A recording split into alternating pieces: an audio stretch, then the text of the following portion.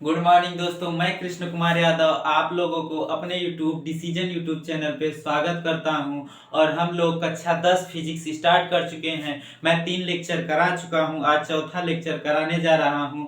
हमारा जो पहला चैप्टर है प्रकाश का परावर्तन और अपवर्तन, मैं एनसीईआरटी में दोनों एक में है, मैं अलग अलग करके कराऊंगा, नहीं तो एक में ही करा दूंगा। चैप्टर दोनों मिलाकर काफी लंबा हो जाएगा, अलग अलग मैं इसको करा दूंगा। ठीक, तो पहला चैप्टर प्रकाश का परावर्तन स्टार्ट कर चुके हैं, दूसरा अपवर्तन है, तीसरा है क्या कहते हैं मानव नेत्र है, और चौथा है हमारा सूक्ष्मदर्शी और टेलीस्कोप, मतलब माइक्रोस्कोप और टेलीस्कोप, सूक्ष्मदर्शी और दूरदर्शी। ये इसका जो वो चैप्टर है उसका नाम है प्रकाशिक यंत्र, लेकिन इसके अंतर्गत दो आती हैं, एक माइक्रो और एक टेली। ठीक, तो माइक्रोस्कोप और टेलीस्कोप। तो हम प्रकाश का परावर्तन स्टार्ट किए, इसमें यहाँ प्रतिबिंब तक यानी इमेज तक हम क्लियर करा चुके हैं, आगे उसके आगे हम कवर करेंगे। ठीक, तो आज का हमारा लेक्चर नंबर 4 होने वाला है। Lecture number 4, lecture number 4। इसमें आज हम जो हमारी हेडिंग होगी पहली वो होगी मिरर। मिरर अर्थात दर्पण। तो देखिए दर्पण होता क्या है। दर्पण क्या होता है? दर्पण होता है कोई चिकना पृष्ठ है, कोई चिकना पृष्ठ है। ठीक, तो उसमें क्या स्टार्ट है? मिरर। मिरर स्पेलिंग से, अरे स्पेलिंग गलत, डबल आर होगा यहाँ पर। मिरर, मिरर अर्थात होता है दर्पण। दर्पण होता क्या है? कोई चिकना सतह है, कोई चिकना सतह है, उसके एक पृष्ठ पर पॉलिश कर दी जाती, मतलब कलाई कर दी जाती है। ये चिकना सतह मान लेते हैं कुछ देर के लिए। ये चिकना सतह, इसके एक सतह पर पॉलिश कर दिया जाता है, पॉलिश करके दूसरे सतह को परावर्तक बना दिया जाता है। परावर्तक मतलब जिस पर प्रकाश की किरणें पड़े और परावर्तित हो जाए। परावर्तक मतलब होता है प्रकाश की किरणें किसी तल पर पड़े और वहां से वो परावर्तित हो जाए। ठीक, तो एक तल पर पॉलिश करके दूसरे को परावर्तक बना दिया जाता है, तो इस प्रकार इसको हम क्या कहते हैं? दर्पण कहते हैं। ठीक, तो इसकी डिफिनीशन क्या हो जाएगी? कोई चिकना पृष्ठ है, कोई चिकना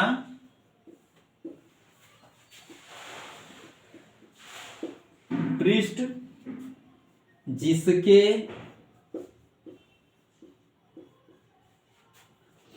एक तल पर पॉलिश अर्थात पॉलिश अर्थात कलई करके दूसरे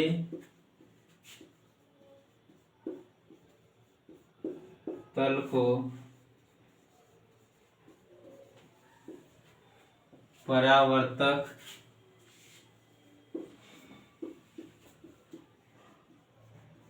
बना दिया जाता है, उसे हम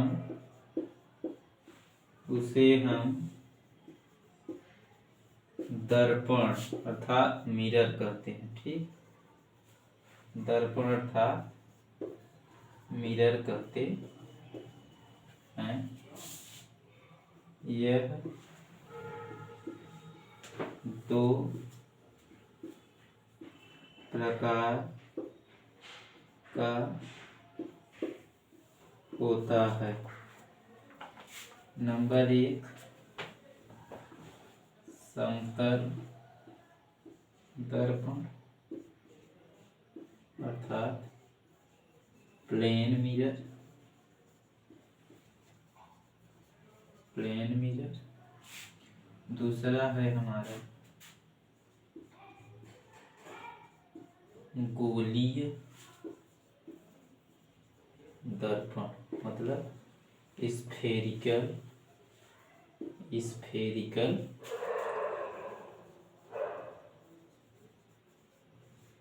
ठीक। तो मिरर अर्थात कोई चिकना पृष्ठ जिसके एक तल पर पॉलिश करके तल को परावर्तक बना दिया जाता है उसे हम दर्पण कहते हैं।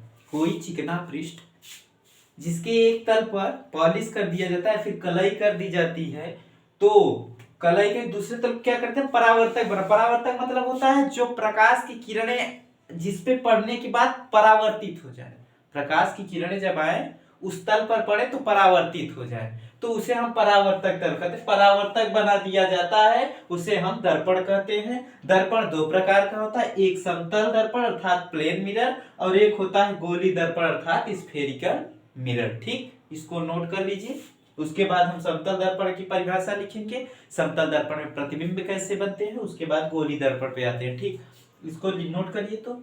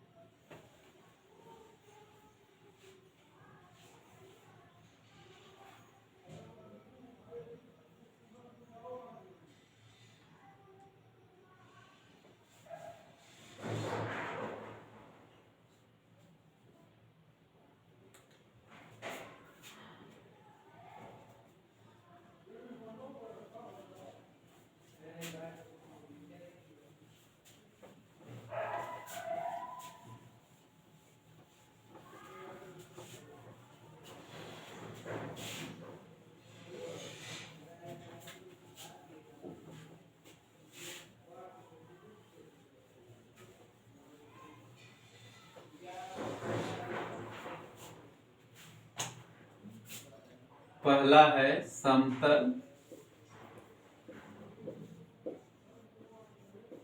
दर्पण अर्थात प्लेन मिरर। इसमें क्या होता है, कोई कांच की समतल प्लेट है, कोई कांच की समतल प्लेट है, उस पर पॉलिश कर दी जाती है। कोई कांच की समतल प्लेट है, उसके तल पर हम पॉलिश जब कर देते हैं तो वह समतल दर्पण बन जाता है। ठीक, तो वे लिख सकते हैं कोई कांच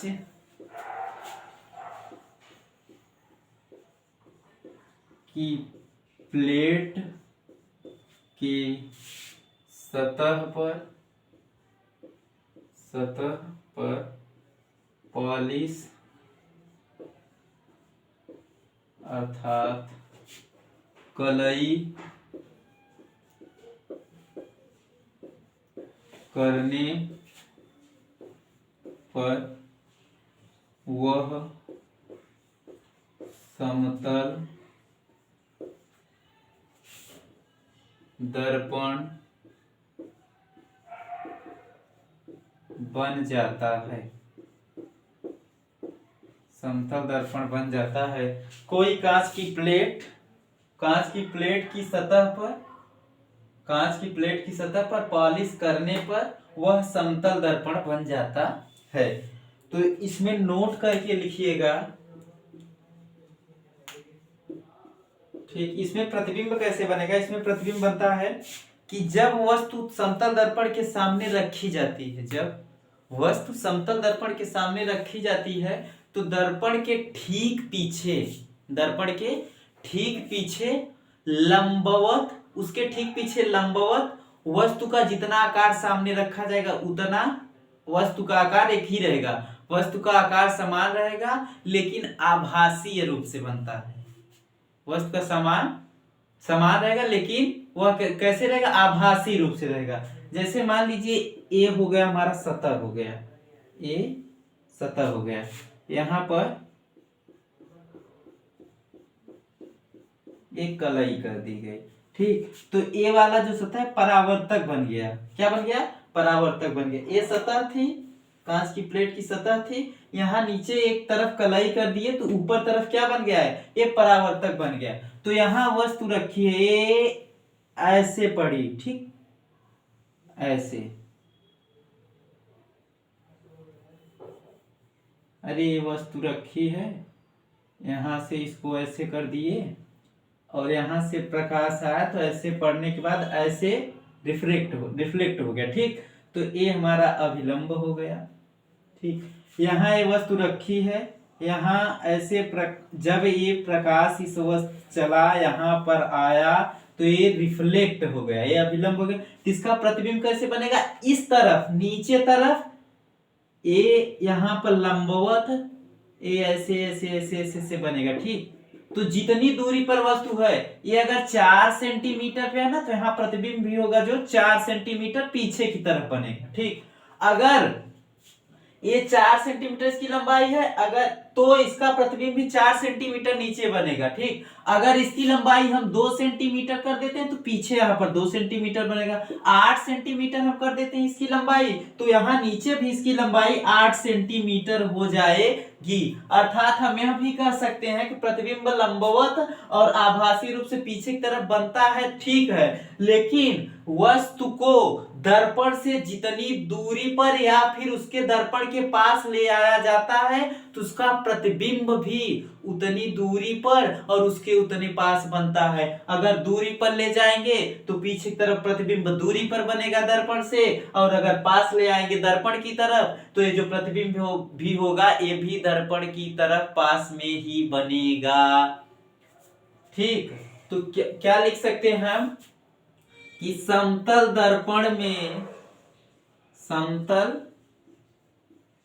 दर्पण में प्रतिबिंब जो होता है वह दर्पण के पीछे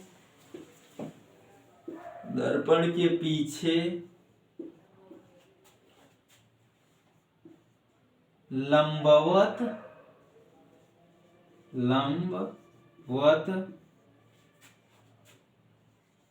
वस्तु के आकार का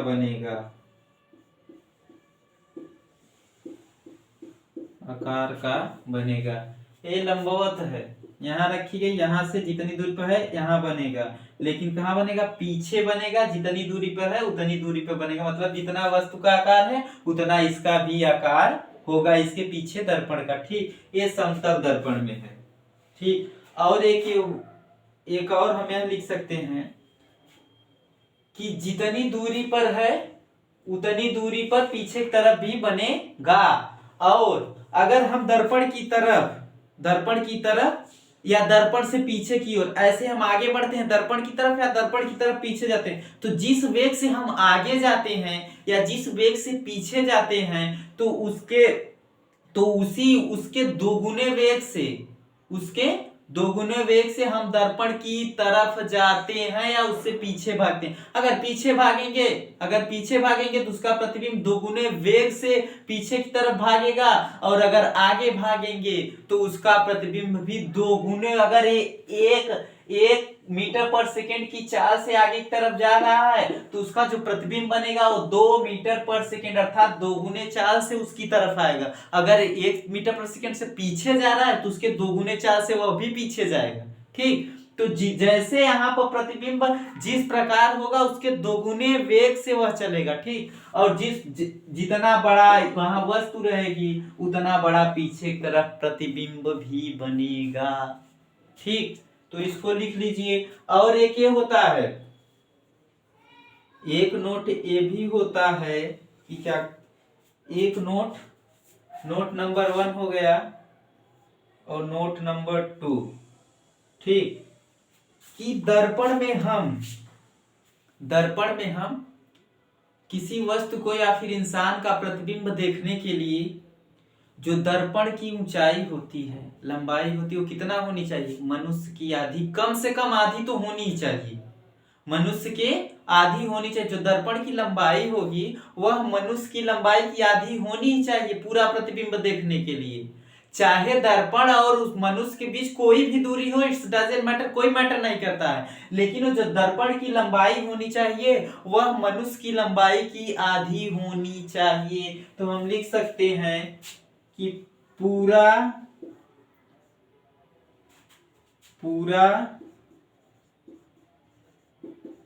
प्रतिबिंब देखने के लिए समतल दर्पण की लंबाई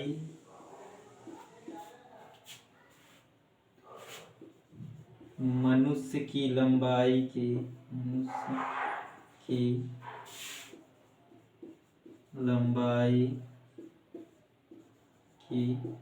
आधी होनी चाहिए, कम से कम तो आधी होनी चाहिए, आधी होनी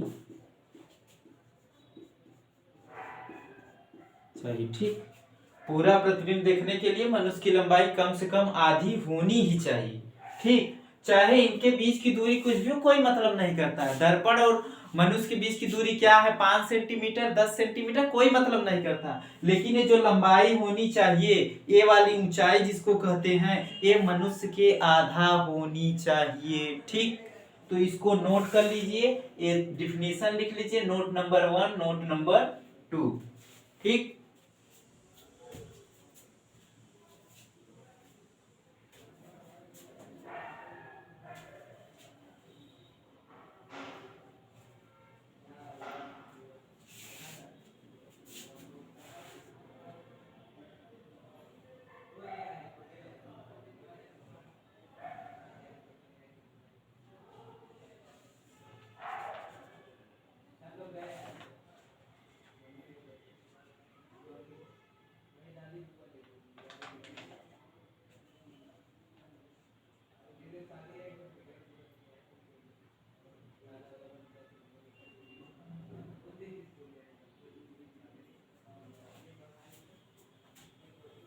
ठीक, इसको नोट कर लिए।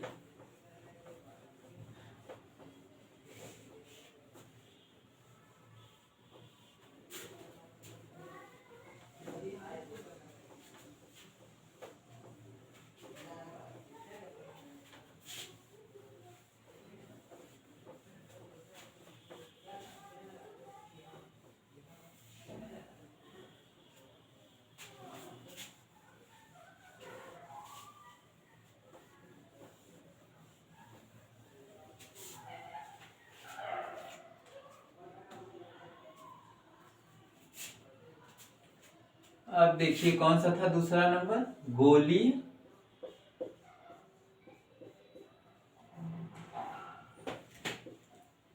दर्पण, मतलब स्फेरिकल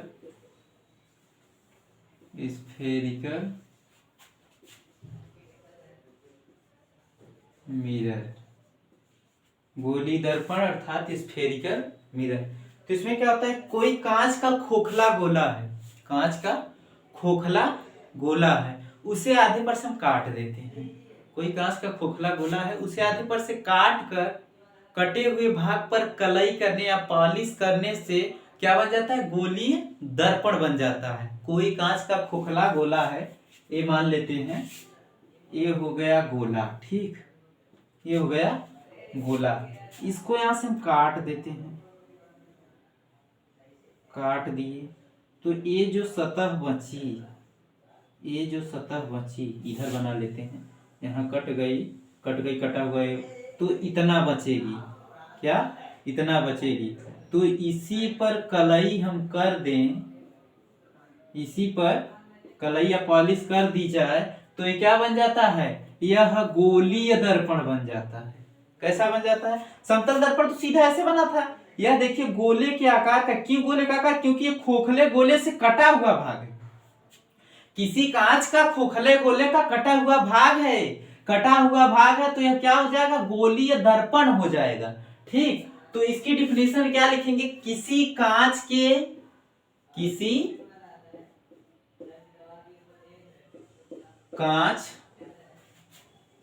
के खोखले गोले को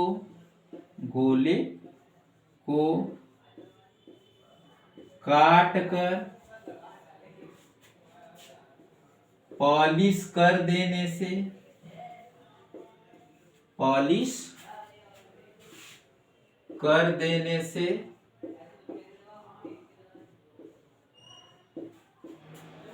गोलीय गोलीय दर्पण बन जाता है। गोली दर्पण बन जाता है।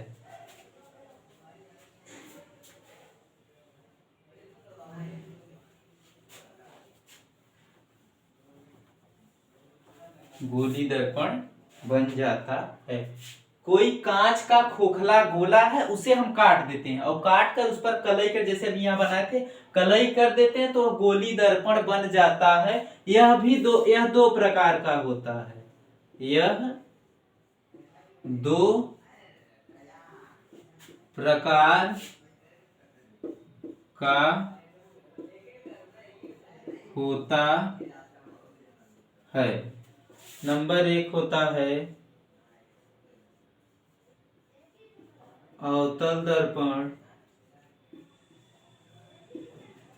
दूसरा जो होता है वो होता है उत्तल दर्पण। उत्तल दर्पण, ठीक। नंबर 1 होता है अवतल दर्पण, दूसरा होता है उत्तल दर्पण। ठीक, एक गोला था, इसे हम काट दिया आधे पर से, तो ये जो भाग बचा इसी पे कलई कर दी, क्या हो गया? गोली दर्पण हो गया। और गोली दर्पण दो प्रकार का होता है। नंबर 1 अवतल दर्पण, नंबर दूसरा उत्तल दर्पण। तो अवतल दर्पण क्या होता है कि कोई कांच का जो खोखला, कोई गोली दर्पण, क्योंकि गोली दर्पण का भाग है तब यहाँ गोली दर्पण से स्टार्ट करते हैं, ठीक। किसी गोली दर्पण के उभरे हुए भाग को, उभरे हुए भाग पर, उभरा हुआ भाग मतलब ये वाला, ये देखिए, ये उभरा हुआ, ये देखिए ऐसे था, ये ऐसे बना, तो ये जो भाग है ये उभरा हुआ भाग है। कैसा भाग है? उस तरफ का उभरा हुआ भाग इस तरफ से देखिए दबा हुआ है, इस तरफ वाला उभरा हुआ है, ये वाला जो है दबा हुआ है। तो किसी गोली दर्पण के उभरे हुए भाग पर कलई कर देने से, किसी गोली दर्पण के उभरे हुए भाग पर कलई कर दें, और जो प्रकाश का जो परावर्तन हो तो इस वाले दबे हुए भाग पर हो, तो इस शेप को हम क्या कर देंगे? ये अवतल दर्पण है। क्योंकि इस तरफ कलई कर दिए तो जो घटना होगी ऐसी थोड़ी ना होगी, इस तरफ थोड़ी ना होगी, घटना जो होगी इस तरफ होगी, तो दबे हुए भाग की तरफ हो रही है, तो ये क्या हो जाएगा? अवतल दर्पण। कहाँ? उभरे हुए भाग पर कलई कर देने से जो दर्पण बनता है उसे हम अवतल दर्पण कहते हैं। और उत्तल दर्पण ठीक उसका उल्टा, उसमें कैसे होता है? ऐसे हो गया, अभी इस वाला, ये वाला शेप ले लेते हैं, ऐसे यहाँ दबे हुए भाग पर कलई कर दी जाती, तो जो कहानी होगी इधर ऐसे होगी, ठीक। तो दबे हुए भाग पर कलई कर देने जो दर्पण उत्तल दर्पण, और उभरे हुए भाग पर जो कलई कर दी जाती जो दर्पण बनता है उसे अवतल दर्पण कहते हैं, ठीक। तो इसको लिख लिए हैं, इसको इसका डिफिनीशन यहीं पे लिख देते हैं।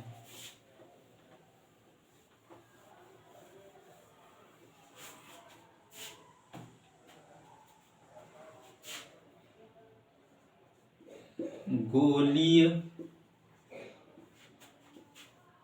दर्पण के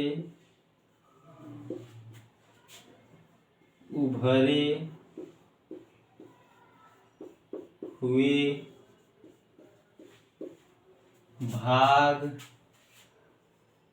पर कलई कर देने से, कलई करने से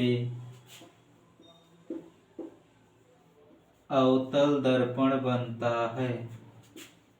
अवतल दर्पण बनता है। गोली दर्पण के उभरे हुए भाग पर कलई कर देने से अवतल दर्पण बनता है। इसका हम फिगर ऐसे बनाएंगे,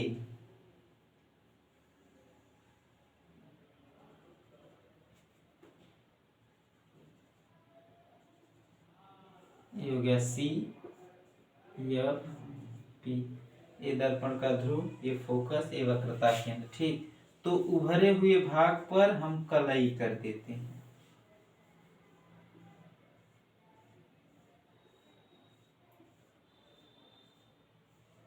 उभरे हुए भाग पर हम कलई कर देते हैं, तो जे जो बनता है उसे हम अवतल दर्पण कहते हैं।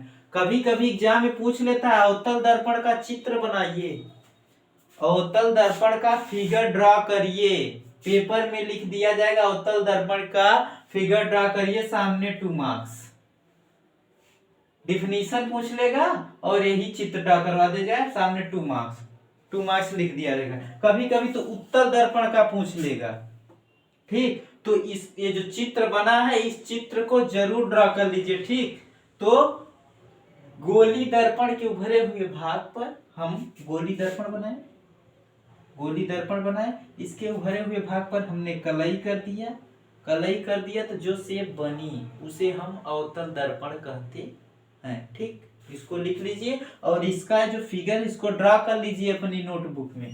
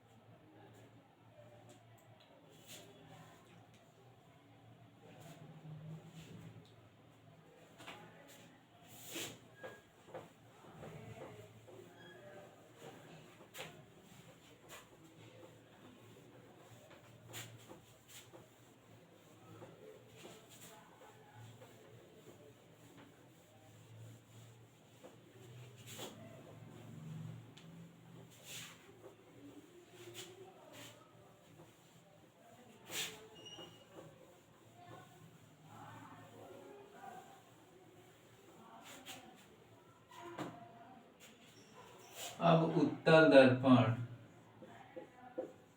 उत्तल दर्पण। ठीक, इसमें क्या होता है, इसमें दबे हुए भाग पर कलई की जाती है, उसमें उभरे हुए भाग पर कलई की जाती थी, इसमें दबे हुए भाग पर। तो गोलीय दर्पण के, गोलीय दर्पण के दबे हुए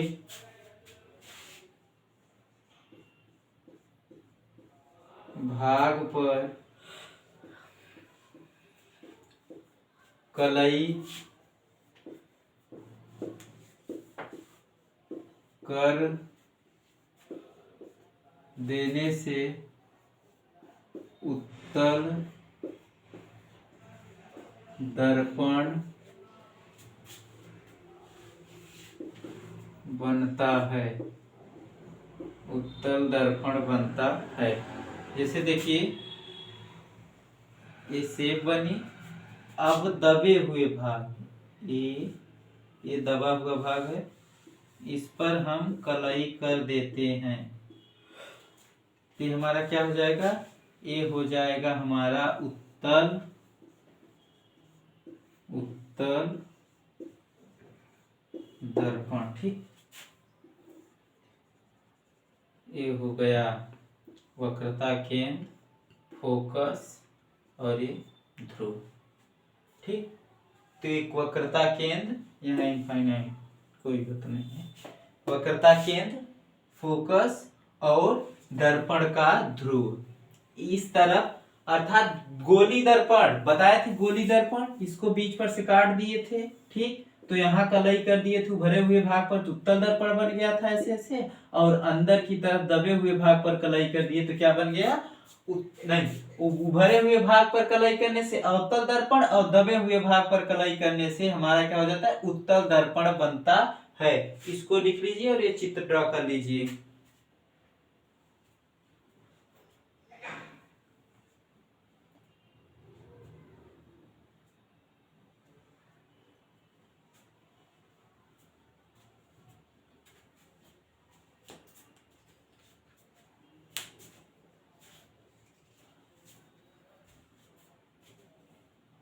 ठीक, इसको लिख लीजिए कल अगले लेक्चर में हम लेक्चर नंबर 5 में आप लोग बताएं गोली दर्पण से संबंधित कुछ परिभाषाएं हैं। जैसे हो गया दर्पण का ये ध्रुव, अभी आप लोगों को ध्रुव समझ में नहीं आ रहा होगा, ये ध्रुव क्या होता है, फोकस क्या होता है, वक्रता केंद्र क्या होती है, यहाँ से एक आती है वहां ऐसे ऐसे हम इसको कर दिए तो ये वक्रता त्रिज्या हो गई। ये वक्रता त्रिज्या क्या है, मुख्य फोकस क्या होता है, ठीक। तो आप लोग को कभी नहीं पता है तो गोली दर्पण संबंधित कुछ परिभाषाओं में हम उन 4-5 परिभाषाओं को लिखाएंगे और गोली दर्पण से बनने वाले प्रतिबिंब को बताएंगे, ठीक, अगले लेक्चर में। और अवतल दर्पण से कितने प्रतिबिंब बनते हैं, उत्तल दर्पण से कितने प्रतिबिंब बनते हैं, ठीक। उसके बाद उत्तल दर्पण से फार्मूला और अवतल दर्पण का फार्मूला हम कल परसों 2 लेक्चर में हम कवर कर लेंगे। 2-3 लेक्चर में हमारा जो चैप्टर है ये समाप्त हो जाएगा। फिर हम उसके बाद न्यूमेरिकल क्वेश्चंस करा देंगे, ये चैप्टर समाप्त। उसके बाद अपवर्तन भी एक इसी में है, लेकिन हम उसको एक अलग चैप्टर बना दिए हैं, उसको अलग से कराएंगे, ठीक। तो 2-3 दिन लगेगा इसको समाप्त करने के बाद, तब अपवर्तन स्टार्ट करते हैं, ठीक। धन्यवाद। चैनल को लाइक करिए, सब्सक्राइब करते रहिए, ठीक।